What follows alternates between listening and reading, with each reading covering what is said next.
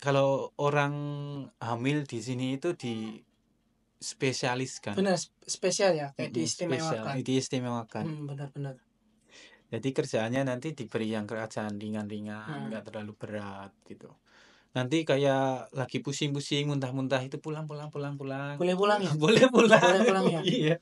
Itu ya. Itu waktu ngidam sering pulang itu istri. Muntah-muntah gitu kan. Tuh. Dan enaknya lagi itu kalau setelah melahirkan dapat cuti 1 tahun. 40 mang satu anak jadi 80 mang. Kayak untung.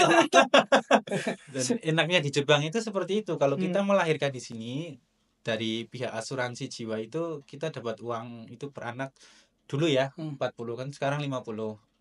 Jadi buat biaya melahirkan itu biarpun nggak punya uang pun tenang ya. Karena dari pihak asuransi sudah memberikan uang. Ya, ini sebulan setelah lahir, belum sampai umur sebulan kita harus membuat visa anak, paspor anak, Hokeng anak. Total 4 bulan. Kalau 1 bulannya dapat 1.200.000, 4 bulan jadi 4.800.000 ya. 800. Oh. 2 anak jadi 8.9.600.000 kayaknya. Enak kan? Enak ya. Gila. Anaknya sudah berpenghasilan loh. Oh iya. Itu. Dosta. Dame ya.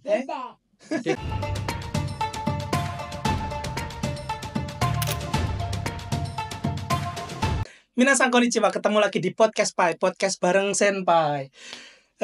Di episode kali ini, episode ketiga, aku bakal undang temanku yang sudah lama di sini juga, punya banyak pengalaman. Dia sudah punya keluarga, punya anak juga. Kali ini nanti minta sharing mengenai kerja di Jepang, kehidupan berkeluarga di Jepang, gimana rasanya punya anak di Jepang, gimana proses waktu melahirkan, apa yang harus diurus, dan sebagainya. Nggak perlu lama-lama, langsung undang saja temanku kali ini. Senpai dozo haite kudasai. Ya, konnichiwa. Boleh perkenalkan dulu, Pak? Nama saya Joko. Ya, sebenarnya sih kalau dibilang senpai bukan senpai ya, kita satu angkatan. Iya. Satu angkatan dari Indonesia juga. Dari Indonesia ya. Dan negara mana kita? Iya, satu angkatan dari Gakko juga sih. Jadi kalau dibilang senpai bukan senpai ya, teman lah. Cuman karena sekolahnya di sini terpisah jauh, ya gimana ya, jadi jarang ketemu. Ya sekarang alhamdulillah dipertemukan di sini. Jadi tetangga ya. Kita sudah pisah selama 8 tahunan. Iya, ada lah. Nggak jauh lah. Jauh tinggalnya sekarang karena saya baru pindah juga, dekat jadi tetangga. Kayak gitu. Saya banyak pengalamannya juga, jadi ya biar bisa saling bantu, bisa saling sharing gitu nantinya. Iya, saling. Gitu. Dulu kesini sebagai apa, Pak? Waktu kesini? Dulu kesini itu sebagai Ryugakuse. Ya, jadi belajar. Ya, tujuannya sih belajar, itu cuman apa ya, normalitas doang. Tujuannya sih kerja. Tujuan kerja ya, benar. Kerja ya, normalitasnya belajar Gakuse ya, Nihongo Gakko 2 tahun. Ya 1,5 tahun sih, karena kita datangnya terlambat. Di bulan 7 waktu itu. 1,5 tahun Nihongo Gakko selesai, masuk ke universitas atau daigaku dan kerja di sini. Alhamdulillah. Dulu kenapa kok pilihnya Ryugakuse jadi pelajar, Pak? Datang ke Jepangnya bukan langsung kerja aja kan? Sama-sama tujuan di sini kerja kan? Kenapa nggak pilih yang langsung kerja gitu? Wah, itu ceritanya panjang itu. Panjang. Kita singkat aja. Persingkat aja. Waktu itu sebenarnya sih juga mau ikut jisuse atau magang ke Jepang ya. Cuman di sela perjalanan masih belum rezekinya, dan akhirnya kesana kemari dapat yang program studi atau belajar di Jepang. Ya alhamdulillahnya untuk yang program studi ini bisa berangkat gitu. Katanya kan kalau studi kan biayanya mahal. Ya. Dulu tuh kira-kira habis berapa kira-kira? Oh, kalau biayanya mahal, modalnya itu gadein tanah. Enggak, canda ya. Canda Ya, guys. kalau mahal memang mahal, ya tergantung. Dari pihak sekolahnya itu beda-beda. Dari mana dari mana LPK-nya itu berbeda-beda. Jadi kalau waktu di LPK saya itu hampir 80-an. Hampir 80 ya? Iya. Lumayan Terus juga ya. lumayan, dari ada yang teman-teman itu cuma 60, 55, 55. Kok murah amat gitu. Kadang ngiri juga, tapi ya udah terlanjur. Udah terlanjur ya. Jalanin Udah aja. jalannya ya, tapi alhamdulillah kan sekarang Iya, udah bisa melewati masa-masa itu ya. udah melewati. Waktu masih menjadi Ryugakse itu hal yang terberat yang pernah dirasakan itu apa? Yang menjadi wah ini kok kayak gini banget, yang bikin nggak betah pengen pulang aja gitu. Oh, Kayak gitu. itu untuk pertama itu jelas kita merasa kesepian. Karena jauh dari keluarga gitu ya. Waktu pertama dulu itu jelas waktu kita merasa kesepian, ya jauh dari keluarga, jauh dari teman, biasa nongkrong sama teman, main sama teman, itu tetap ingin mengulang ke masa itu kembali Oh iya, bersama iya. teman-teman itu. Tapi yang membuat bersemangat itu tujuan kita di awal. Kita ke Jepang di sini mau ngapain? Mau berusaha merubah nasib atau gimana? Ya intinya tujuan di awal kita mau ngapain itu membuat penyemangat kita, dan harus istiqomah. Istiqomah dalam artian banyak orang kayak saya yang nggak melanjutkan Banyak. di tengah Apalagi jalan ya pulang angkatan kita kan gitu. juga banyak sebenarnya kan yang nggak betah gitu ya.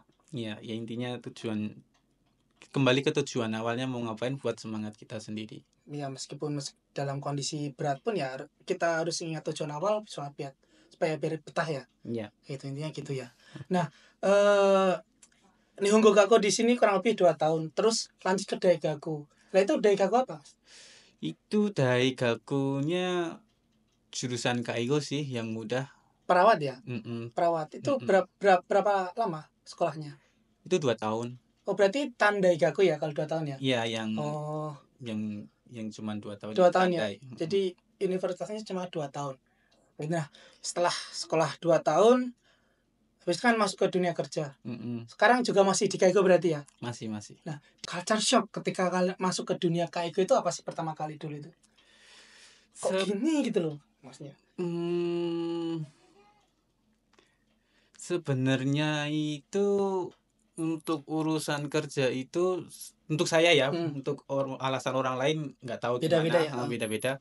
Untuk saya itu yang penting bisa kerja dulu di sini, nggak pulang. Oh iya, yang penting kerja dulu ya. Yang penting kerja. Untuk ya makanya ke Kaigo itu dulu itu alasannya sebenarnya dapat beasiswa, bukan dapat beasiswa, mengajukan beasiswa dan diberikan beasiswa. Jadi dalam waktu pembelajaran nggak usah membayar biaya sekolah. Oh iya. Karena dibayari pihak Osakashi mungkin di Indonesianya pihak pemerintah daerah situ. Oh iya. Begitu, dengan catatan setelah lulus sekolah kontrak kerja 5 tahun. Jadi setelah lulus sekolah harus kerja di Kaigo 5 tahun. 5 tahun. Gitu. Ya 5 tahun itu sebenarnya sih nggak habis 5 tahun terus pulang, itu nggak. 5 tahun itu buat melunasi hutang ke pemerintah daerah. Oh ya, karena sudah anggapannya ditalangi dulu gitu ya berarti. Dibayari pihak pemerintah dulu kan. Jadi kalau kita berhenti di angka 3 tahun, nah itu ada sisa hutang itu harus dikembalikan.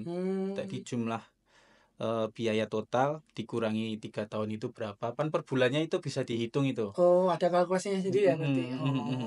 Itu sisanya berapa itu harus dikembalikan gitu. Jadi kalau setelah 5 tahun selesai mau pindah ke bidang lain pun bisa ya, bisa ya. Bisa. Tapi kalau sudah terlanjur nyaman ya lanjut juga boleh. Berarti sekarang gimana, nyaman di Kaigo atau ada rencana ke depan pengen pindah bidang lain gimana? Untuk sekarang ya masih nyaman di Kaigo. Mungkin untuk orang Kaigo kerjanya kotor gitu. Itu berpikiran seperti itu juga ada. Tapi kalau di pabrik, di restoran, di hotel, kan sering itu dulu tuh baito kan sering kan. Iya, itu ya. Dibandingkan kan itu bisa dalam sistem kerjanya itu Kaigo yang paling enak menurut saya. Iya sebenarnya ya. Nyantai. Apalagi kalau masuk shift malam ya. Iya. Shift malamnya. Shift malam nggak ada orang ya bisa nyantai, Nyantai. mainan HP, Heeh. ngerokok, ya kan? Tidur Tidur bisa. makan. Padahal kerja ya. Padahal Tapi kerja itu digaji. diperbolehkan, bukan melanggar aturan ya. Boleh.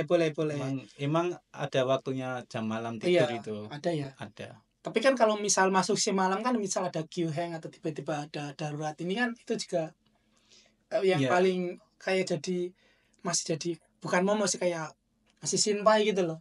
Oh ya itu tetap ada ya kekhawatiran untuk masalah tiba-tiba ada queue hang ke Bioin langsung. Itu kan ada partner kerja kan? Iya. Nggak mungkin kerja malam sendirian kan nggak mungkin. Itu 2 orang, yaitu biasanya kombinasi dalam artian kita bekerja sama dalam proses ya pemanggilan ambulan, penyiapan dokumen, siapa yang ikut ke ambulan, terus renraku ke rida-ridanya itu kan. Nah setelah itu kan nanti ridanya datang ke si setsunya itu. Terus kalau aku kan kayak Kokujini ya, kalau ditanyakan mungkin ada yang nggak tahunya, nggak semua bahasa mengerti kan. Itu biasanya orang Jepangnya yang ikut ambulan untuk nyantar ke rumah sakitnya gitu ya. Iya. Oh, itu kalau untuk yang yakin 2 orang ya. Yang 2 orang. Kalau 1 orang sebenarnya di Kaisaku yang sebelumnya itu yakinnya kan sendiri. Kalau yakin sendiri kalau pas ada QH kayak gitu kan ada kanggosi. Sebenarnya kanggosinya itu enggak di sektornya di rumah sendiri, tapi misal ada darurat bisa dipanggil. Jadi untuk manggil ambulan kita sama nyiapin dokumen, terus kita kan ada yang namanya moshokuri ke kanggosi, terus dijelasin semua ini kejadian gini, runtutnya gini, terus kanggosinya yang ikut kayak gitu. Kita harus soalnya kan sendiri kan. Iya. Mau gemar harus ada yang di setsu. Kalau saya yang ikut ke Bioin setsu nggak ada orang. Iya. Balik-balik. Semuanya bisa panik dong. Repot. Iya repot. Nah kalau itu kan mengenai hal yang kurang enaknya di Kaiku ya. Hal yang enaknya itu apa aja selama kerja di Kaiku sampai sekarang? Untuk tempat kerja yang sekarang itu hal enaknya itu juga tergantung perusahaan atau kaisa masing-masing. Kalau di tempat saya itu ya alhamdulillah dapat bos yang baik ya, sering diajak main, sering diajak makan-makan, diajak karaoke, diajak main ke sana ke sini, itu dan semuanya free. Dibandingin sama bos. Oh ya alhamdulillah dapat bos bagus ya. Dapat rokoknya itu nggak sebungkus 2 bungkus, satu slop. Bisa bagi 1 bulan gitu. 1 minggu. 2 minggu lebih lah. Ya cuman pergi sehari dibeliin 1 slop. Enak kan? Nah, itu royal banget bosnya. Royal banget. Tapi emang sih kalau di KIK emang rata-rata orangnya enak-enak ya. Jarang ada. Kayaknya belum pernah dengar ada kekerasan. Kalau apa gitu nggak ada ya kayaknya ya. Maksudnya kekerasan terhadap pegawainya gitu dari atasan. Itu ada ya. Kurang ada. Kayaknya emang yang paling aman emang di Kaiku ya kayaknya ya. Gitu. Tapi kan kalau di Kaiku kan setiap hari langsung ketemu Ryosanya kan harus ngobrol terus, harus paham bahasanya. Berarti bahasa menjadi syarat utama kayaknya ya. Mayoritas ya menjadi. Mayoritas. Ya sebenarnya sih kalau dibilang mayoritas ya nggak mayoritas banget ya. Itu pun juga tergantung jenis seasonnya. Kan ada yang habis itu udah ngomong ada apa banyak kan. Kalau untuk yang shisetsu yang bukan desabis itu nggak terlalu ngobrol dengan Ryosanya, cuman waktu penggantian Omotsuko kayaknya itu bilang Omotsuko shimasu ne. Itu aja ya. Itu aja udah cukup. Kalau yang dihabiskan itu memang harus kita menghibur ya. Tujuannya menghibur ya, itu benar-benar harus bisa berbahasa. Iya ya. Berarti itu kurang lebih dari enak dan gak enaknya gitu. Iya. Selama pengalaman kerja di Kaiku ini kalau boleh ngasih saran ke teman-teman kita yang masih di Indonesia mau datang ke Jepang ke Kaiku itu kalau ada saran gitu gimana? Kalau mau kerja ke Kaiku, nggak ke Kaiku pun ya, dimanapun kalian tujuannya bekerja, ya intinya itu ya sebenarnya bahasa sih. Sebenarnya bahasa sih. biarpun sama Rio Sasanya nggak sering berbincang, tapi kita kan ada yang namanya dari atasan kita itu memberikan penjelasan ini harus begini, ini harus begini. Kalau nggak tahu nanti kita yang kena marah. Untuk yang terutama sih bahasa. Yang kedua sih kita harus cari muka kalau menurut saya. Ke atasan ya.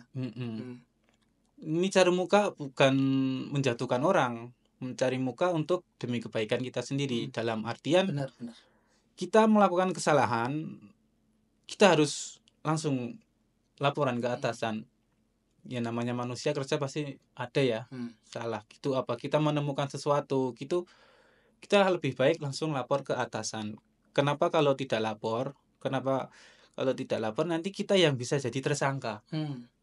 Kalau orang lain yang menemukan kita dikambing hitamkan. Benar. Nihonjin. Nihonjin sebenarnya kayak gitu. Dikambing hitamkan. Benar. Menemukan apapun harus lapor. Langsung lapor. Kita pokoknya kayak orang cari muka. Ada masalah sedikit lapor. Masalah sedikit itu dalam artian itu ada embernya kok tadi saya mau pakai udah pecah gitu. Terus sojikinya kok nggak nyala gitu. Pokoknya masalah kecil apapun lapor ke atasan. Kalau nggak lapor kita yang dijadikan kambing hitam. Takutnya ini didiamkan. Besok-besoknya lagi ada orang yang menyangkanya ke kita gitu ya. Benar. Soalnya dulu aku juga pernah sih ada kayak gitu karena aku juga nggak langsung lapor. Untungnya saya bahasa bisa membela diri gitu. Akhirnya ya ketemu siapa yang ngerusak. Sebenarnya dulu bukan ngerusak itu loh, wiper itu loh, yang buat mesin. Itu tuh patah ditaruh toilet, nggak ada yang gitu. Sebenarnya bukan aku juga, nggak ada yang ngaku. Tapi karena dulu aku masih baru di situ. Sebenarnya ada 2 orang baru, aku sama masih senpai aku, saya lebih duluin dia 1 minggu. Tapi dia kalau saya sayang tapi dia dari Hakeng gitu loh. Nah dikiranya aku kan karena nggak ada yang aku juga bukan aku maksudnya nggak lapor, bukan aku nggak gitu, tapi aku diem gitu loh. Tapi karena ada yang bilang dikiranya aku langsung ngomong bukan aku gini-gini, akhirnya dicek kan ada CCTV kan. Gitu dicari sebenarnya masalah sepele loh. Tapi akhirnya biar gak salah sangka, di Jepang tuh kayak gitu sebenarnya. Akhirnya ketemu ini, akhirnya dia juga minta maaf. Sebenarnya bukan masalah rusaknya, tapi kalau ada rusak langsung lapor gitu. Bagusnya emang seperti itu. Yang bukan barang rusak pun, apapun itu, pokoknya kalau ada yang masalah langsung lapor ke atasan, biar ditanganin, biar kamu nggak jadi tersangka dan nggak dikambing hitamkan. Benar.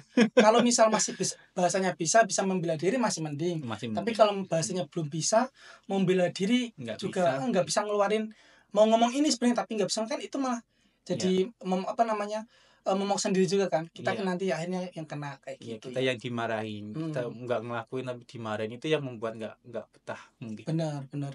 Oke, ganti topik ya. Juga Senpai kan sudah menikah di sini. Aduh, iya. Sudah menikah apa belum? Belum 2 kali. Rencana? Untuk sekarang masih belum ada. Oh, belum ada. Besok nggak ada ya? Terang, disensor nanti. Enggak dong. Enggak dong. Sudah menikah. Kalau dulu menikahnya di Indonesia apa di sini? Dulu menikahnya sih di Indonesia. Kita pulang cuti sampai cutinya itu waktu corona. Oh. Ya 2019 itu waktu corona lagi boomingnya, itu semua sekolah diliburkan, aktivitas diliburkan, terus kita ambil cuti pulang nikah. Dan setelah nikah apa yang terjadi? Nggak bisa balik ke Jepang. Itu selama 6 bulan menganggur di rumah. Iya. Terus harus bayar sewa rumah. Oh iya ya, Cing. Iya ya. Iya dong. Benar. Nggak bayar nanti barang-barangnya dibuang, kita nggak punya rumah dong. Berarti masih ada sisa tabungan banyak di ATM dong. Kan tidak. Dulu gimana? Tidak. Ini dulu belum tahu aku ini, belum tahu ini. Ini dulu itu pinjam temen, ada pinjam temen, dapat kan di Jepang itu dapat bantuan 20 mang. Iya 10 mang dulu itu waktu corona ya, benar. 2 kali kan itu. Ya alhamdulillahnya ada bantuan itu, diprosesin sama teman sekolah. Prosesin itu kan kita di Indonesia itu nggak mungkin dong proses di Jepang. Nggak bisa mendaftarkan dong. Terus itu ada teman yang baik hati, itu orang Vietnam malahan ya. Orang Vietnam yang peduli sama saya, sama keluarga saya. Orang Indonesia ya nggak tahu. Itu memproseskan semuanya, mengisi dokumen ya. terus dimasukkan ke Kuyakuso tadi. Oh ya, saya dulu ngisi Formulir Kak, dulu ya. untuk pertama kali benar, itu benar. mengisi formulir. Hmm. Ya itu terus alhamdulillah bantuan cair bisa buat bayar rumah lah. Buat nyacing ya. Mm-mm. Ya ini ya guys, itu untuk pengetahuan juga ya. Kalau udah memutuskan tinggal sendiri di Jepang sewa apa atau di Jepang sendiri itu tadi, mau kamu nggak pakai pun kalau masih dalam waktu kayak akunya atau kontraknya, kamu tinggal pulang berapa lama pun itu wajib bayar per bulannya. Jadi kamu nggak tinggalin 2-3 bulan, tetap harus bayar kayak gitu. Harus Jadi itu bayar. salah satu yang perlu diperhatikan ya. Gitu. Iya. Gitu. Nanti tagihannya tiba-tiba melonjak. Melonjak nanti. Kalau mau pulang lama ya harus siap, nanti tetap harus bayar yacing. Kayak gitu. Nah, setelah menikah balik lagi ke Jepang kan? Iya, balik lagi ya. Setelah itu 6 bulan itu ada yang harus diurus nggak, kayak misal melaporkan, mendaftarkan diri kalau sudah menikah, sudah berkeluarga di sini. Oh, ada dong. Itu ya? ada. Kita setelah menikah itu kalau di Jepang namanya Kekong Todoke. Itu tetap kita buat di Kuyakuso. Kekong Todoke, terus ya untuk sementara sih cuman itu aja sih. Itu aja ya. Catatan. Itu mungkin itu nanti berkesinambungan ke kalau punya anak dapat TAT-nya itu. Oh, dapat tunjangan anak itu. Oh, iya. Itu. Iya, soalnya kalau nggak ngurus Kekong Todoke nanti nggak dapat. Belum menikah dong. Oh ya, dihitung belum menikah gitu ya. Berarti harus ngurus Kekong Todoke ya. Iya. Gitu. Oh ya. Sekarang kan sudah punya anak juga kan, anaknya juga udah lucu-lucu. lucu-lucu. Udah gede, udah gede lah, udah lucu-lucu. Ini sangat menggemaskan sekali. Nah, kalau sedikit mundur ke belakang dulu, kan pasti banyak yang belum tahu kan, soalnya belum banyak orang Indonesia yang juga yang menikah terus melahirkan di sini juga kan. Nah itu waktu tahu istrinya hamil itu ada yang diurus nggak sih dulu itu?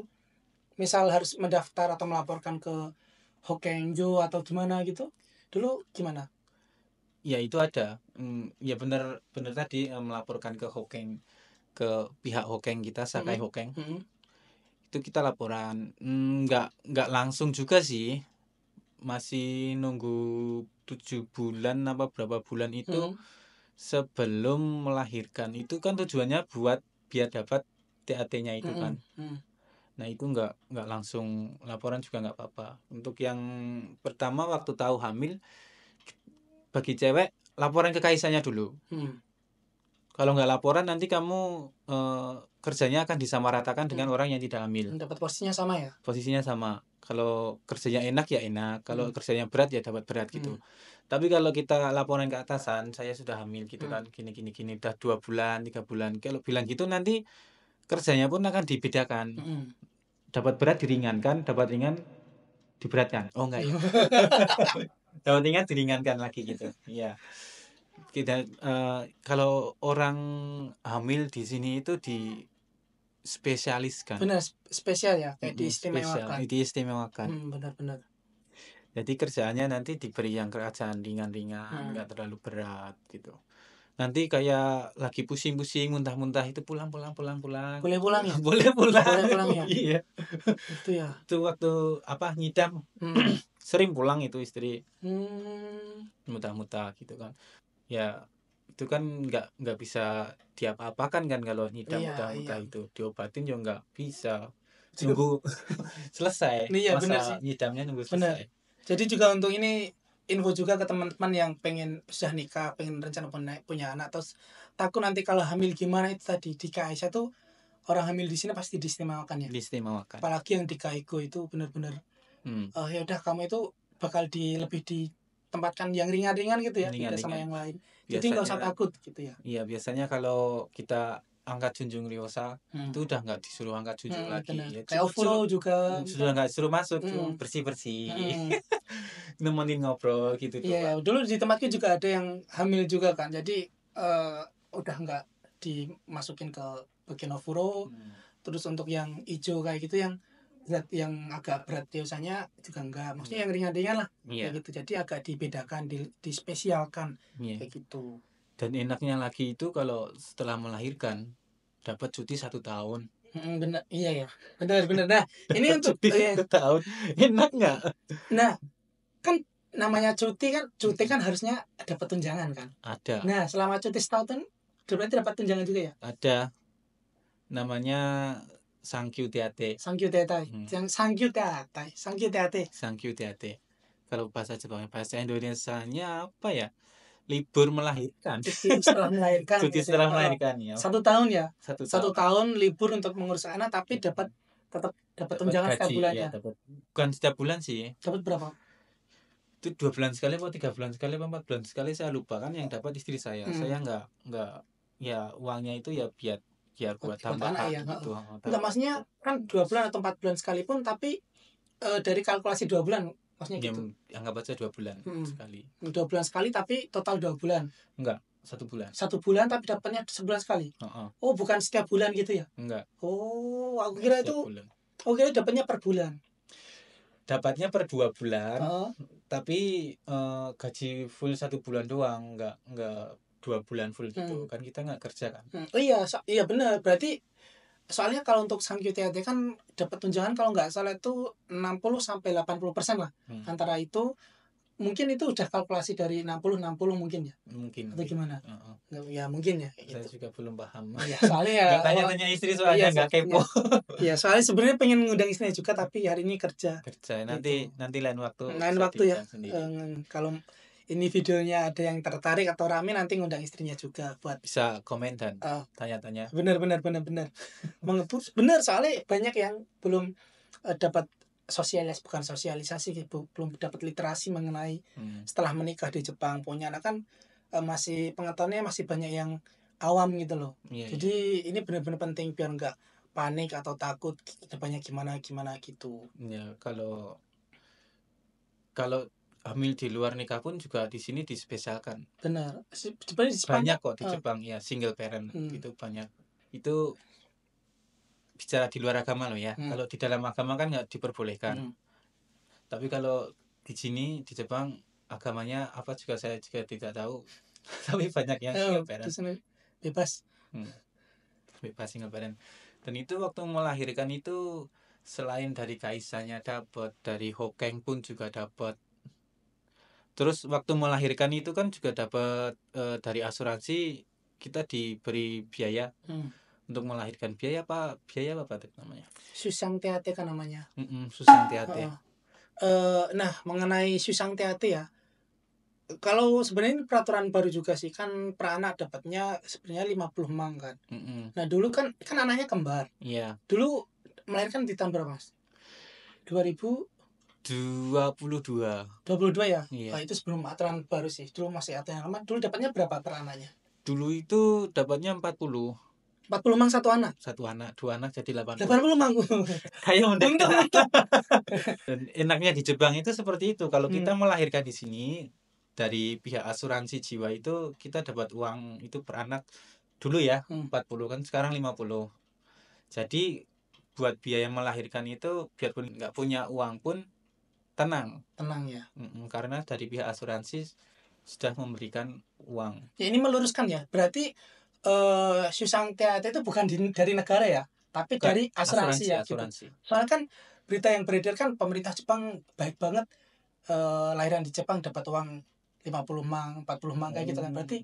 Berarti untuk meluruskan bukan dari negara tapi pihak asuransi ya. Asuransi yang kita bayar setiap bulannya itu. Dari asuransi ya. Iya. Soalnya kalau melahirkan normal kan bukan sebuah perawatan, bukan pengobatan. Jadi lahiran normal itu nggak dapat yang namanya nggak bisa di cover pakai asuransi. Jadi dari pihak asuransi inisiatif buat ganti biaya lahirannya dan dapat THT tadi, dapat tunjangan tadi ya. Iya. Kayak gitu. Dan itu untuk ke asuransinya itu sebelum lahiran itu tadi kembali kita harus laporan ke pihak asuransi. Laporan itu dalam artian kita bukan kita ya, saat hamil itu kan bisa di planning, bukan di planning. Nanti rencananya lahirnya bulan berapa, tanggal berapa kan itu dikira-kira kan bisa. Nah, itu di situ nanti waktu dulu saya itu dan istri saya itu di usia kehamilan 7 bulan. 7 bulan baru melapor ya? Baru lapor untuk ya supaya dapat THT-nya itu, laporan. Setelah laporan di untuk anak saya, istri saya itu kan sesar. Oh, lahirnya sesar ya. Ya, sesar. Jadi sesar kan lebih tepat lagi harinya. Nggak molor, nggak maju. Kalau normal kan bisa molor, mundur ya. bisa maju mundur. Nah, lebih tepat hari itu lagi. Nah, itu nanti ditanya kok di sananya. Mau lahiran seperti apa, normal apa sesar apa gimana. Oh, jadi dikasih pilihan gitu ya. Meskipun secara kalau ini hari ini meskipun lahirannya kemungkinan besar lahiran normal bisa, kalau pilih sesar juga bisa ya. Juga bisa. Oh. Nah, itu di situ terus cairnya itu ya sebelum lahiran baru cair duitnya. Oh, cairnya itu sebelum lahiran. Iya. Kira-kira hari ini perkiraan hari lahirnya ya. Kira-kira berapa minggu sebelumnya dapatnya itu? Kalau yang biasa mungkin ya kan 9 bulan 10 hari. Sudah waktunya 9 bulan 10 hari, di tanggal 10 hari ke 10 itu ibaratnya ini tanggal 27. Nah, kemungkinan maju mundurnya itu kan ada. Nah, kemungkinan ya seminggu sebelumnya atau 2 minggu sebelumnya saya juga belum tahu, dikarenakan istri saya kemarin itu sesar di hari kelahiran yang dimintakan itu tepat. Di hari itu dioperasi sesar kan. Nah, jadi sudah sebelum itu dapat asuransinya itu uangnya. Itu dulu itu uangnya pun gimana ya, dari pihak rumah sakit juga nggak langsung minta deh. Maksudnya pas mau keluar rumah sakit nggak langsung diminta biaya gitu maksudnya? Atau gimana? Setahu saya itu kan istri saya waktu melahirkan itu kan belum dimintai biaya semua itu kan. Waktu baru mau keluar kan baru mintai biaya. Itu biayanya pun itu dari pihak rumah sakit mengajukan ke pihak asuransi. Oh, jadi bukan kita yang ngurus tapi dari rumah sakit langsung terhubung minta langsung ke pihak. Oh, berarti lebih simpel ya enggak? Lebih simpel, kita nggak terlalu ribet-ribet banget. Cuman sekali laporan doang aja itu kita kira-kira lahirannya bulan ini, tanggal ini. Ya maju mundurnya itu nanti kan dari pihak rumah sakit yang mengabari pihak asuransi. Terus pihak asuransi yang membayarkan uang, ada sisanya itu baru masuk ke rekening. Oh, berarti enak ya ternyata ya. Enak. Kita cuma ngurus di awal aja sebelum lahiran. Setelah lahiran pun kita nggak ribet harus datang ke kelurahan, kecamatan gitu enggak ya. Enak ya berarti ya. Per anak dapatnya kan 40 mang ya tadi katanya. 40 mang. Berarti 2 anak kan kembar dapat 80 mang. Nah, kalau misal itu lahiran normal mungkin 80 mang untuk biaya lahiran semua kayaknya ya. Ya, di sini lebih mahal biaya lahiran normal daripada sesar. Iya.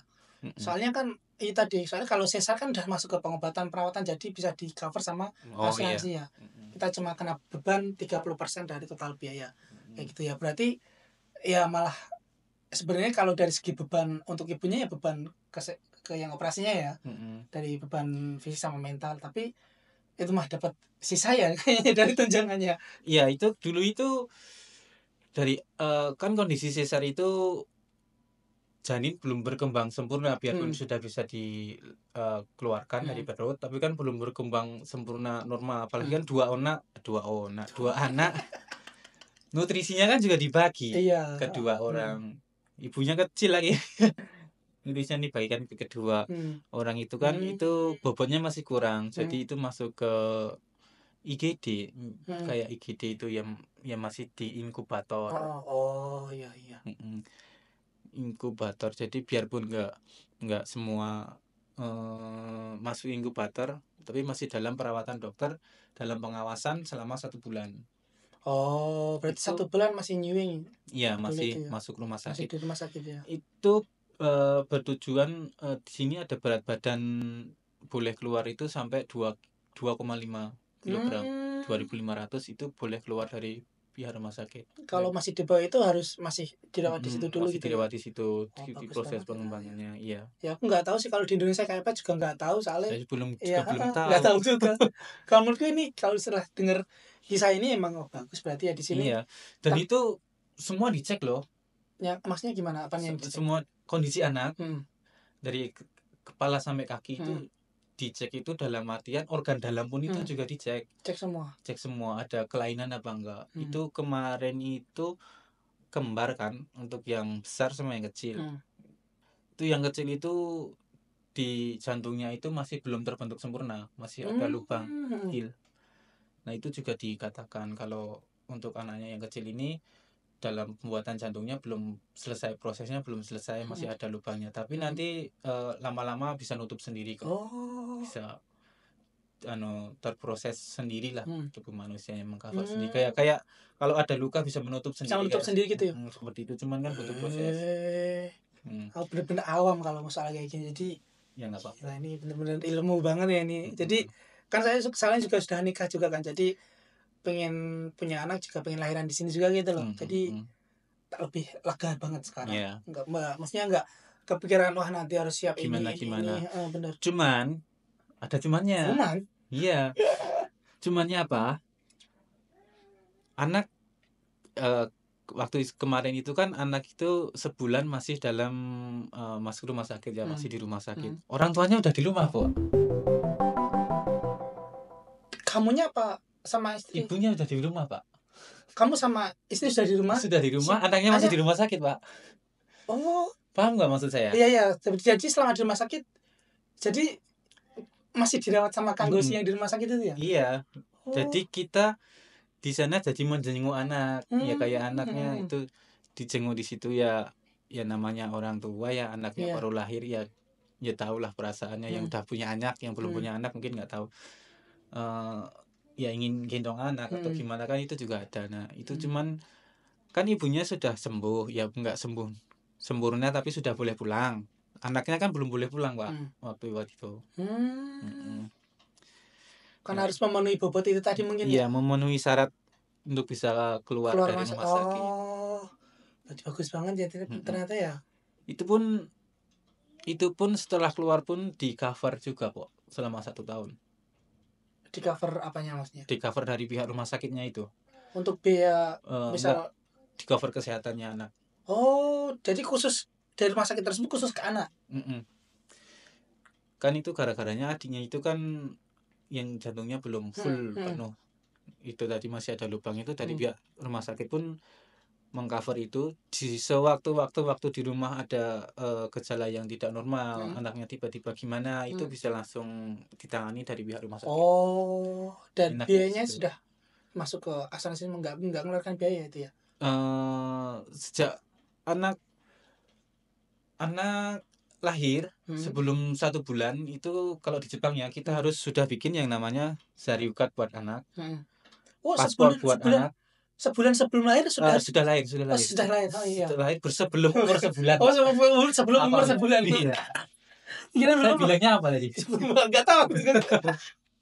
Sebulan setelah lahir, belum sampai umur sebulan. Kita harus membuat visa anak, paspor anak, hokeng anak. Wah, ini panjang banget kalau ngomongin ini lagi. Lanjut dulu, Mas. Lanjut dulu. Oke. Kalau diperinci gimana cara pembuatan paspor visa di sini, nanti 2 hari nggak selesai. Kamu yang di sini nanti harusnya. Intinya seperti itu. Setelah anak lahir, ya kita renraku lagi ke Kuyakuso buat bikin Jumihyo. Bikin Jumihyo buat anak-anak itu. Nanti juga main number atau juga bikin itu semua ya? Sudah ada. Kuyakuso nanti pun juga dia mengcover dalam artian anaknya perkembangannya bagaimana. Kalau ada yang tidak tahu boleh tanya ke sini, boleh datang kapan aja, boleh di jam kerja tapi ya. Jadi support dari Kuyakuso, kelurahan, dari rumah sakit benar-benar full ya supportnya ya. Iya, enaknya itu di situ. Jadi nggak khawatir, meskipun orang tua baru pun nggak khawatir ya. Nggak khawatir. Supportnya. Benar.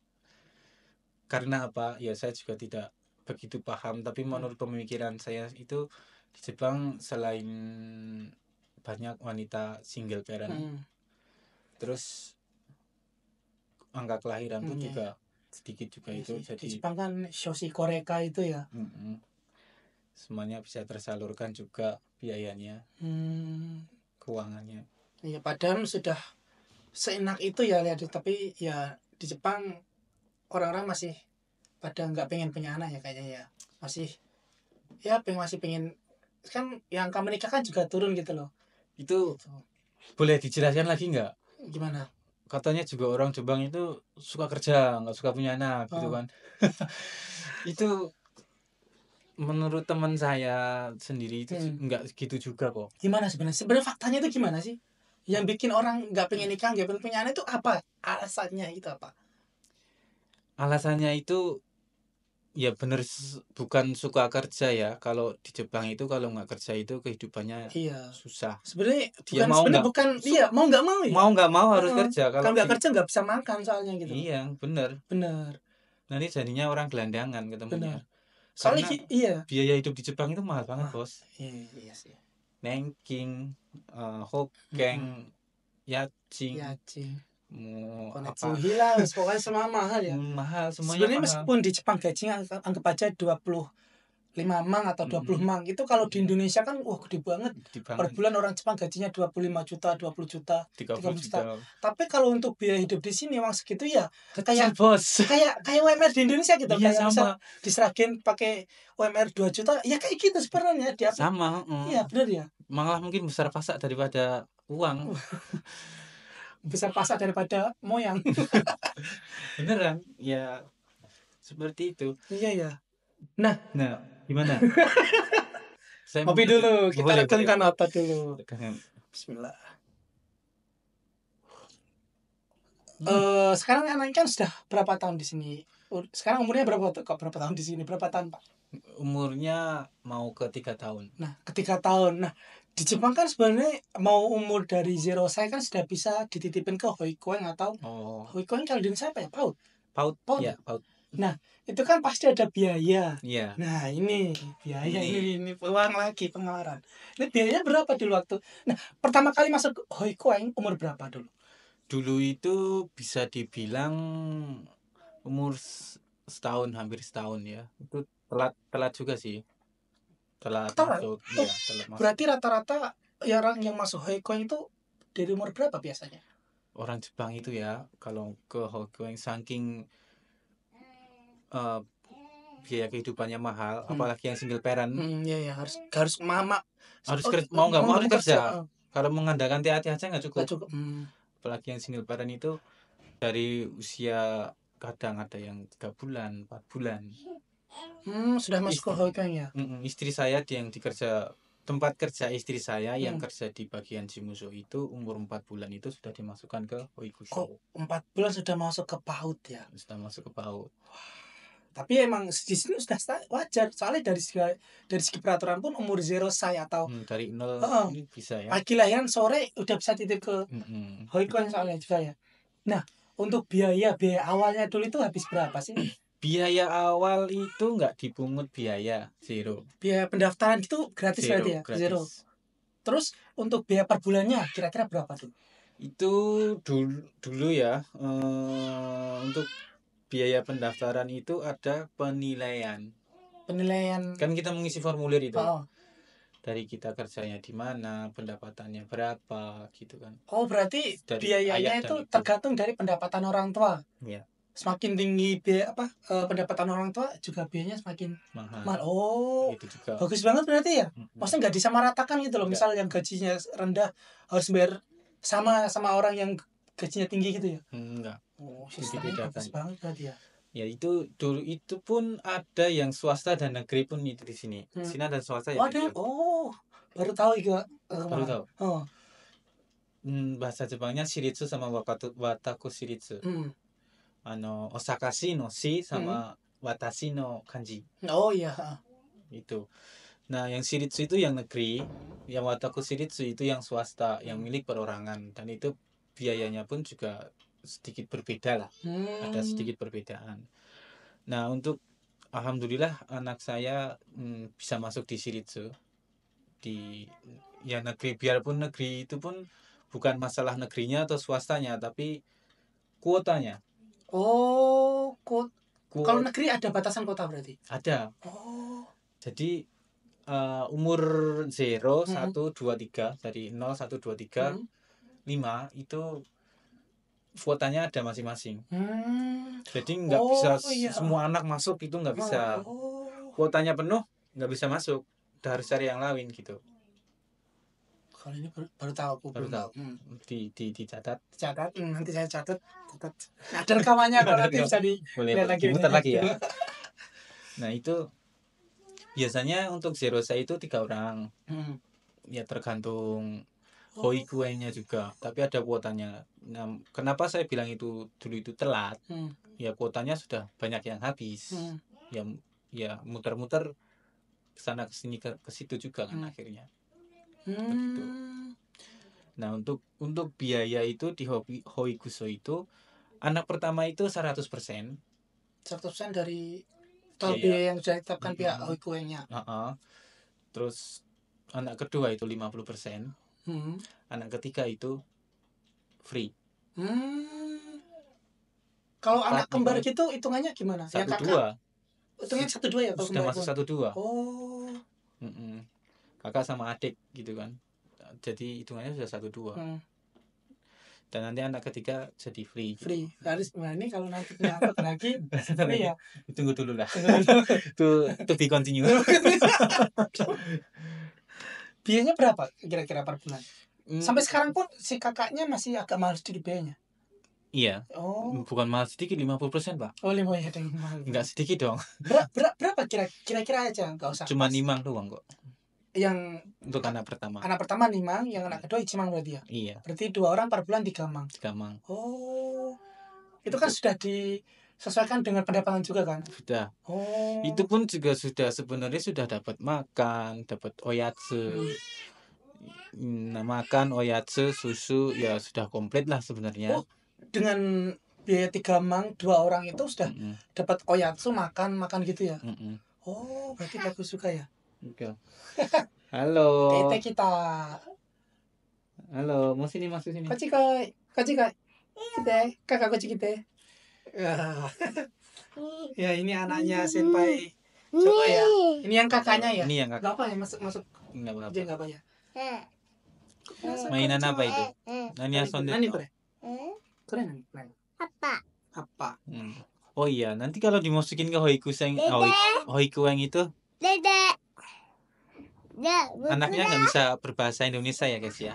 Oh, dulu diajari bahasa Jepang ya? Iya, bukan diajari bahasa Jepang. Dibiasakan ya? Bukan dibiasakan bahasa Jepang. Kalau masuk hoikueng itu kan yang mengajar orang Jepang. Bahasa Jepang suka naik. Jadi mau nggak mau harus bahasa Jepang ya diajari ya. Belajar mau nggak mau bahasanya bahasa Jepang. Bahasa Jepang ya. Bukan harus bahasa Jepang diajari bahasa Jepang, tapi harus diajari bahasa Indonesia kalau di rumah.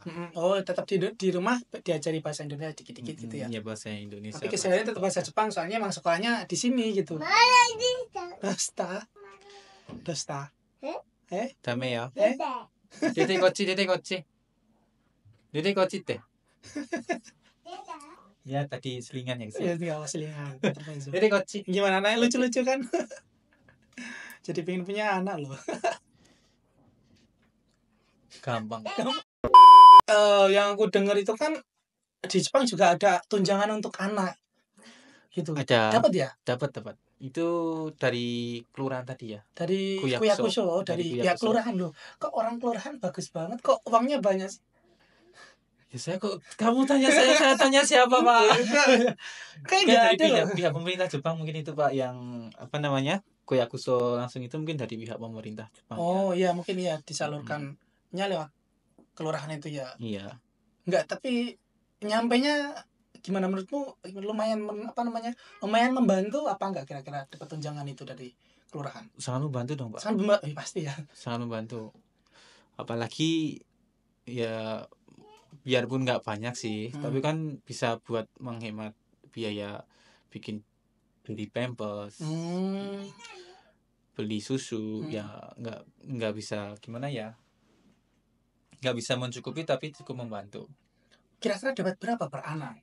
Per anak itu mungkin berubah atau tidak, tapi semang 2.000, 1.200.000. Anak 1.200.000 ya. tiap bulannya. Berarti 2 anak 2.400.000. 2.400.000 setiap bulannya ya. Iya, bagaimana nggak membantu? Membantu banget ya untuk yang ganti, maksudnya biaya pampers atau gitu ya. Atau beli susu anak juga kan Oh iya ya. Nah, untuk tunjangan anak itu dibayarkan per bulan atau gimana? Soalnya tadi kan kayak tunjangan setelah melahirkan libur sang QTAT kan dibayarkan per 2 bulan kan? Per 2 bulan. Kalau Itu ini gimana? per anak itu pun 4 bulan sekali dulu. Pertama 4 bulan sekali. 4 bulan sekali. Terus dari tahun kemarin, bulan 10 tahun kemarin itu jadi 2 bulan sekali. 4 bulan sekali itu jadi total 4 bulan itu ya? Iya, benar. Jadi total 4 bulan, kalau 1 bulannya dapat 1.200.000, 4 bulan jadi 4.800.000 ya. 800. Oh, 2 anak jadi 8 juta. 9.600.000 kayaknya. Enak kan? Enak ya. Gila. Anaknya sudah berpenghasilan loh. Oh iya. Anaknya sudah punya penghasilan sendiri 4 bulan 2 anak 9.600.000 loh. Iya. Kurang enak apa coba? Anaknya per bulan 1 anak 1.200.000. Ini hal mirip UMR di sana. Dulu aku masih kerja di Seragen tuh sebulan gajinya cuma 1.200.000 loh untuk sebulan loh. Itu untuk hidup loh. Di sini untuk anak aja loh. Dapat tunjangan dari pemerintah kayak gitu. Berarti ya kalau bagus ya. Kalau tunjangan dari pemerintah itu tersalurkan dengan tepat, itu pun mungkin kita juga mungkin enak kali ya. Iya ya. Ya soalnya tahu sendirilah di negara, ada sebuah negara itu yang dari pemerintah pusat segini turun sampai yang paling bawah jadi segini. Masih dipotong sampainya segini. di sebuah negara ada. Sekarang sudah ya anggap aja di sini udah settle lah, udah punya anak juga, udah punya anak-anaknya juga sekolah. Kedepannya mau lebih lama tinggal di sini atau gimana nanti untuk ke depan? Untuk kedepannya sih, untuk sekarang itu mungkin ya sedikit lebih lama lah, ingin sedikit lebih lama tinggal di sini. Masih pengen di sini ya. Nah untuk kedepannya juga masih pengen di Kaigo atau ada rencana pengen ke bidang yang lain gimana? Untuk kedepannya itu kan sebenarnya tergantung kaisanya Pak. Kaisanya itu dalam artian kita dapat kaisa yang udah enak, bosnya juga royal, itu kita mau pindah itu juga berat. Eman-eman ya? Iya, eman-eman, sayang sekali itu. Tapi kita kalau di tempat kerjaannya berat, sukanya diomelin, nggak bisa ngomong apa-apa, tertekan terus, ya itu maunya pindah mulu mesti. Iya sih, iya benar sih. Pasti. Ya, jadi ke depan masih pengen di Kaigo ya? Iya, masih di Kaigo. Bosnya juga enak, sering diajak ke sana kemari. Refresh ya? Refreshing ya. Memang kalau udah dapat perusahaan yang bagus gitu sih susah mau keluar. Iya, enak gitu. Kayak aku sebenarnya kayak yang kemarin tuh karena jarak jauh banget. Udah kesini kan jadi jauh banget. Ya udah mau nggak mau keluar juga. Soalnya udah gak kuat di jalannya. 1,5 jam perjalanan capek banget. Padahal dulu waktu masih Ryugakusei itu Aruba itu pernah naik sepeda 7 kilo naik sepeda. PP 14 kilo tuh biasa. Tapi sekarang udah waduh capek aja. Jombo, udah jombo. Jiwanya jombo. Ryugakusei dulu sih kerjanya nggak terlalu bersemangat sih. Nah, aku justru pas semangat pas jadi sekarang agak meletre, bukan meletre sih, kayak semangatnya udah nggak kayak dulu. Semangatnya sudah tak habisin waktu Ryugakusei soalnya. Udah pol-polan. Nah sekarang ya tinggal nikmatin aja hidup tenang di sini gitu aja sih. Aku waktu Ryugakusei itu malah lebih yang pelan-pelan. Sekarang gaspol. Sekarang gaspol. Remblong. Oke guys, ya sampai sini dulu pembicaraan kita mengenai tadi dari Senpai Joko mengenai apa? Boleh nambahin nggak ini? Ya, boleh. Dikit apa banyak? Sedikit aja. Sedikit banyak juga nggak apa.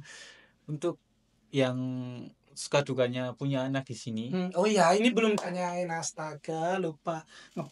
Untuk suka dukanya anak yang di sini itu, untuk yang sini itu kita jauh dari orang tua, apalagi belum punya pengalaman, nggak ada yang mendampingi, harus bagaimana tidak tahu.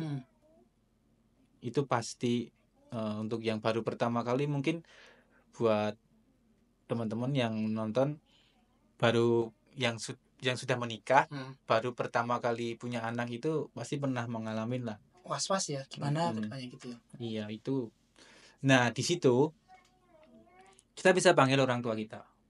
Oh iya, dulu kan itu si ibunya istri. istrinya kan pernah dipanggil itu, gimana ceritanya itu? Ya itu sebelum melahirkan, ya kan sebelum melahirkan kita laporan ke pihak nyukang atau Imigrasi di imigrasi. sini ya. Heeh. Laporan kalau dibilang laporan sih bukan laporan, kita lebih ke bagaimana caranya buat memanggil orang tua, caranya atau prosesnya bagaimana, syaratnya apa aja, kita ke nyukang untuk sodang atau sedang nyukang ya. Ini yang adanya itu. Ayah, ayo, nani mau tenna? Kore nani? Kore nani? Mau kuda? Kayak suatu ya. Kaji suara.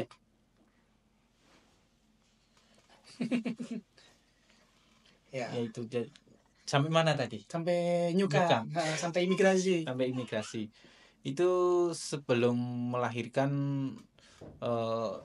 sebulan sebelumnya kan di Indonesia nanti juga ada proses pembuatan visa, pembuatan paspor. Pasti kan waktunya juga lama. Itu sebulan sebelum jadwal melahirkan itu pergi ke imigrasi, kita sodang syaratnya apa aja, bagaimana caranya, terus formulirnya apa aja, yang namanya motion show. Kan ada itu formulirnya itu, nanti diberi dari nyukang, kita diberi formulirnya, suruh ngisi, suruh melengkapi dokumen. Setelah lengkap dikirimkan ke Indonesia lewat IMS. Kiriman gitu ya. IMS itu bisa, itu dikirimkan ke Indonesia. Nah, surat itu nanti dibawa ke imigrasi yang ada di Jakarta bersama surat-surat kelengkapan lainnya yang di Indonesia ya, yang orang tuanya yang ingin ke sini itu dikirimkan ke imigrasi yang Indonesia. Di situ proses pembuatan visanya. Oh iya, tahu. Untuk pembuatan paspor nanti, kalau paspor kan nggak harus pakai itu. Kalau visa kan harus pakai itu ya. Kami niatnya nah ini itu. Ini sih.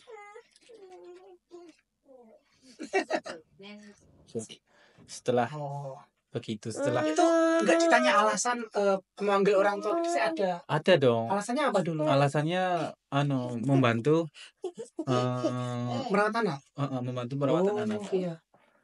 Kodomo no sewa o tetsutai suru. Itu ya.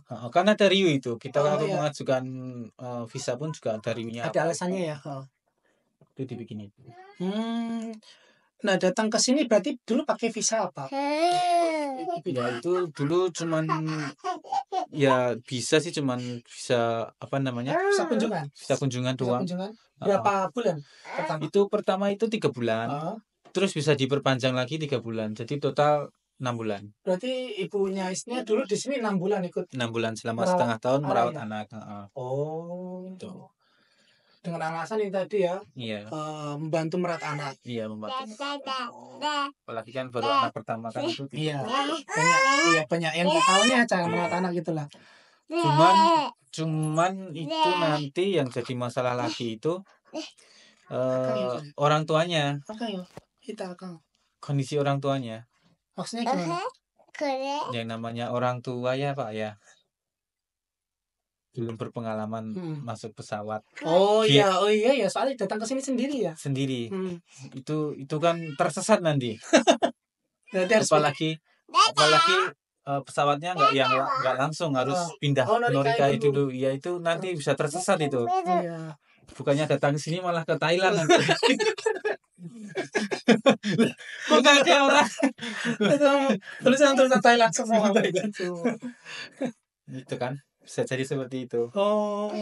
Ya untuk orang tuanya yang belum berpengalaman ke luar negeri mungkin bisa dijemput dari ke Indonesia gitu ya mungkin. Iya, kita ke Indonesia jemput ke sini. Kalau enggak nyari barengan gitu ya.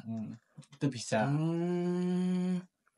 Beruntung ibu istri saya dulu itu kan juga bekerja luar negeri. Jadi tahu lah cara naik pesawat, pindah gate harus kemana-mana itu kan bisa. Jadi berangkat ke sini sendiri pun bisa, tinggal kita jemput di bandara sini. Enaknya di situ. Nah, selama 6 bulan itu dulu ibunya di sini juga harus masuk daftar asuransi nggak dulu? Oh enggak, Nggak itu perlu. cuma visa doang, bisa. Cuma visa aja, nggak perlu, Mm-mm. nggak ada kewajiban harus masuk asuransi kesehatan gitu nggak ya? enggak. Visa aja ya berarti ya. Ya cuman kalau Tojude Byogisuru, kalau Hmm. tiba-tiba sakit ya bayarnya Ya, full. full gitu ya. Tapi Iya, tapi kalau mau daftar ke asuransi kesehatan juga bisa berarti ya. bisa. Oh, Bisa tapi cuma 6 bulan buat apa gitu. iya juga sih ya. Ya alhamdulillah juga dulu selama di sini ya sehat Sehat. terus gitu ya. Mm. Gitu jadi Alhamdulillah sehat. jadi untuk orang tua baru juga nggak perlu khawatir gitu ya, bisa Mm-mm. ngundang orang tua Iya, gitu. benar-benar bisa ngundang orang tua. Ya itu sih suka dukanya, nggak ada yang nemenin. Terus setelah orang tua pulang itu terasa banget loh. Terasanya di mana? Di Ya, bagian merawat bagian anak. merawat anaknya itu kerasa banget. Terasa. Ya soalnya kalau ada ibu kan pasti semua udah di Ya urusan. ibunya ya bisa mengcover ini itu enak ya, bukan ya enak, dibilang enak ya enak, bukan. Terus setelah orang tuanya pulang nggak ada yang cover, kita harus jalan sendiri ke ini itunya, itu terasa banget. Iya ya. Ya mungkin aku juga ke depan kalau misal punya anak di sini, kalau ada kesempatan pengen gitu juga sih ya. Soalnya kalau ya namanya juga orang tua baru, meskipun aku belum punya pengalaman punya anak, kayaknya kalau ngurus berdua dulu itu kayaknya agak repot juga ya, butuh bantuan yang pengalaman ya. Atau Betul. cerita mungkin kamu atau Oh, kan boleh. udah pengalaman, kan udah pengalaman. boleh Tapi nggak bayar loh. Gratis. Jadi Gitu. saya dulu itu juga apa namanya, minta bantuan teman-teman kok. Teman-teman pengen bantu Iya, ya. Berarti iya, teman suruh main, suruh nginep, suruh bantu ngurus gitu. Apalagi kondisi di situ kan yang kerja satu orang, buat bayar rumah, bayar apa kan itu berat itu. Dapat TAT-nya buat ke anak semua, buat beli pempas, beli apa-apanya anak kan. Nah itu si bapaknya nggak bisa libur, harus mau kerja nggak mau terus. kerja ya. Kerja, kerja, kalau nggak kerja malam duitnya nggak dapat. Ya ada perbedaan lah. Iya benar. Yang tadi itu benar-benar Beda. pembeda soalnya. Nah di situ ya kerja malam, waktu istri nggak ada nemenin itu manggil Temennya sini, bisa bantuin, nggak bisa tidur ya, intinya suruh tidur ke rumah kita, suruh bantuin gitu. Itu aja. Berarti ya kita harus juga menjalin hubungan yang baik dengan teman-teman juga yang di sini ya, misal nanti butuh pertolongan ada yang bantu gitu. Ya kalau di Jepang itu teman adalah keluarga yang ada. Benar sih. Ya keluarga kita ya teman ya itu. teman itu kalau selama di sini gitu. Iya. Harus menjaga hubungan yang bagus ya. Jangan cuman teman itu kalau masih labil, masih umur labil, teman pun dimakan, ya, teman pun jadi musuh. Ada banyak lah. Ya banyak kasusnya lah, banyak dengarnya. Apalagi teman yang satu apato isinya 4 orang 5 orang, itu pasti yang namanya banyak orang berbeda pendapat, berbeda sifat, banyak perbedaannya. Biasanya juga beda-beda. Ada yang bersian, ada yang enggak. Gitu kan beda. Di situ tetap bertengkar itu. Ada selek ya. Nggak mungkin nggak selek. Ya intinya pokoknya selama di Jepang ya harus jaga hubungan baik ya dengan apapun itu. Bisa mungkin gitu ya. Mungkin ada yang mau disampaikan lagi untuk teman-teman kita yang masih di Jepang atau yang baru mau berangkat ke Jepang, masih proses belajar di Indonesia gitu. Apapun itu yang menjadi pengalaman, harusnya aku di Indonesia gini, belajar ini atau gini biar sampai Jepangnya lebih enak gitu. Kalau ada sedikit panjang ya. Nggak apa, harus panjang nggak apa, jangan sedikit. Banyak panjang nggak apa. Banyak panjang. Itu kalau buat saya sendiri, pengalaman saya sendiri, itu yang jelas itu buat yang masih di Indonesia itu turutilah apa kata-kata senseimu. Dalam hal belajar ya. Oh ya, belajar. Itu turutilah semua kata-kata senseimu, karena senseimu itu sudah ex Jepang, sudah kebanyakan sensei itu ex Jepang, keluaran dari Jepang, itu sudah berpengalaman, sudah tahu di sana rasanya seperti apa, itu sudah tahu, dalam kondisi belajar, dalam tanda kutip dalam belajar ya, disuruh belajar menghafalin ini hiragana katakana mungkin susah sulit atau maunya sakit benar iya sih. buat ngapalin kotoba atau sakit itu tetap ada, itu turitilah senseimu untuk yang masih belajar. Dan saat di Jepang nanti yang terpenting adalah apa, kalian kembali ke niat kalian ke Jepang itu apa, itu aja. Jangan goyah niatnya. Jangan goyah niatnya dulu. Karena di sini itu dunia bebas di Jepang. Iya benar, bebas. Bebas mau apapun mudah dapat. Nggak ada yang ngawasin juga ya. Nggak ada yang ngawasin. Diawasin pun dilupakan. Nggak ada ya, benar-benar sih. Bebas. Ada yang ngawasin sebenarnya. Dilupakan. Dilupakan. Ya mau. Tajam banget. Ya. Mau yang miras di sini di Konbini miras banyak dijual bebas. Mau main cewek banyak di tempat-tempat banyak tempat. Banyak. Mau barang branded, barang mahal banyak. Mudah sekali mendapatkannya. Mungkin beli iPhone 16, 17 free. Maksud dalam artian free itu kita cuman bayar uang muka tok, Ijimang sudah bawa pulang. Ada. Itu bisa. Nah, maksudnya tujuan dari awal itu kalian di Jepang mau ngapain? Kalau di Jepang mau foya-foya ya tujuannya foya-foya aja nggak apa-apa. Kalau kalian ingin mengubah nasibmu, ya bagaimana caranya kamu pergi ke Jepang untuk mengubah nasib, bukan nasib dari nggak punya apa-apa terus berfoya-foya ya guys ya. Jadi yang nggak punya jadi ada lah. Jadi ada gitu. Pokoknya godaannya itu banyak sekali. Oh benar.